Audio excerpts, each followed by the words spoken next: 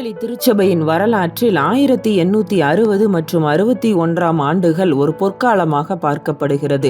இந்த காலகட்டத்தை திருநெல்வேலியின் மாபெரும் எழுப்புதல் என்று வரலாற்று ஆசிரியர்கள் குறிப்பிடுகின்றனர். இதில் உக்கிரன்கோட்டை கிராமத்தை பற்றிய குறிப்பு மிகவும் முக்கியத்துவம் வாய்ந்தது. அந்நாட்களில் பல திருச்சபைகள் இங்கு நிறுவப்பட்டிருந்தாலும் மக்களின் வாழ்வில் விசுவாசமானது ஒரு பகுதியாக மட்டுமே இருந்தது.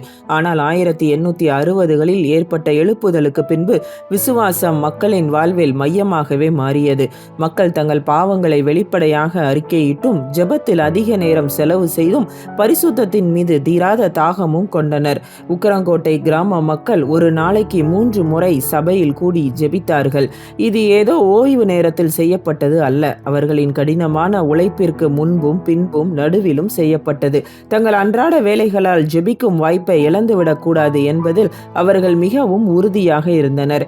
இது ஒரு மேலோட்டமான உணர்ச்சி வசம் அல்ல, ஆனால் ஆழமான மாற்றம் என்றே கூறலாம். ஒரு காலத்தில் சாதாரண கிறிஸ்தவர்களாக இருந்தவர்கள் இப்போது தங்கள் நேரத்தையும் ஆற்றலையும் தேவனுக்காக அர்ப்பணிக்கும் தீவிர விசுவாசிகளாக மாறினார்கள்.